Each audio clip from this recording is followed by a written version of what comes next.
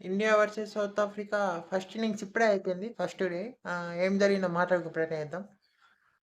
ముందుగా toss విషయానికొచ్చేసైతే south Africa గెలిచింది. South Africa గెలిచి బౌలింగ్ ఎంచుకుంది. డ్యూ చాలా ఉంటదంటాళ్ళు ఈ పిచ్ పైన. చూడాలి మరి. ఇప్పటికే కొంచెం డ్యూ వచ్చినట్టున్నాయి గానీ సెకండ్ ఇన్నింగ్స్‌లో ఉంటాయి కావచ్చు డ్యూ. ఇక మీకు సౌత్ ఆఫ్రికాకి కెప్టెన్ యాడమ్ మ్యాక్రమ్ వచ్చిండు. టెంబ బౌమా, మహారాజు రెస్ట్ ఇచ్చిల్లన్నారు. ఇగ దాంతో సుబ్రియన్ స్పిన్నర్‌గా సౌత్ ఆఫ్రికా ప్లేయింగ్ ఎలెవన్‌లో ఉన్నారు. ఆహ్, ఇంకా మీకు లుంగిడి ఎంగిడి ఆడుతా అనుకుంటే లుంగిడి ఎంగిడి ఆడలే. లండే బర్గర్ ఆడిండు. ఇగ మనం ఇండియా టీమ్ విషయం మాట్లాడుకుంటే అయితే ఇండియన్ టీమ్‌లో మీకు పంత్ ఆడతారనుకున్న పంత్ ఆడలే. మీకు రుతురాజ్ గైక్వాడ్ ఆడుతాండు. ఇంకా నితీష్ కుమార్ రెడ్డి కూడా ఉంటాడనుకున్నా గానీ నితీష్ కుమార్ రెడ్డి కూడా లేడు. ఇప్పుడు తన ప్లేస్‌లో ప్రసిద్ధ్ కృష్ణ వచ్చిండనుకోవాలి. నేను చెప్పిన ప్లేయింగ్ ఎలెవన్‌లో. ఈ 2 చేంజెస్ ఉన్నాయి నేను అనుకునే ప్లేయింగ్ ఎలెవన్‌కి. ఇక మరి మ్యాచ్ విషయానికొచ్చేసైతే ఇండియా మంచి స్టార్ట్ లెక్కనే వచ్చింది. హ్మ్. జైస్వాల్ బాగానే స్టార్ట్ చేసిండు గానీ నండెబర్గర్ మంచి బాల్ అది. Out side edge out. Jaiswal out అయిన తర్వాత విరాట్ కోహ్లీ.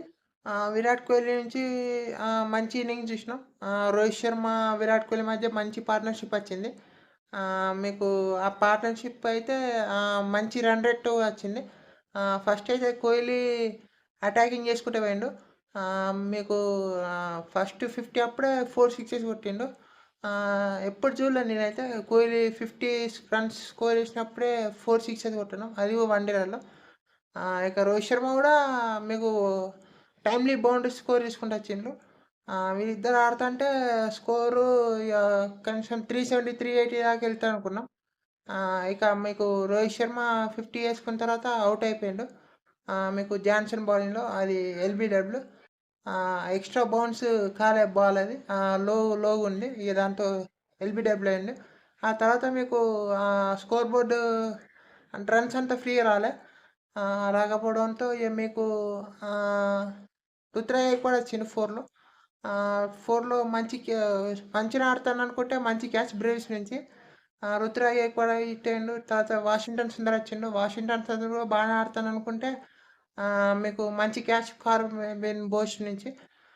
ఫినిష్ బాగా వచ్చింది జడేజాను కేఎల్ రాహుల్ మధ్య. సో ఇండియా అయితే 349 రన్స్, 350 టార్గెట్. చూద్దాం మరి సెకండ్ ఇన్నింగ్స్‌లో ఎలా ఉంటుందో. డ్యూ ఉంటుంది అంత ఈజీ ఉండదు. చూద్దాం మరి ఏమవుతుందో. Thank you all for watching.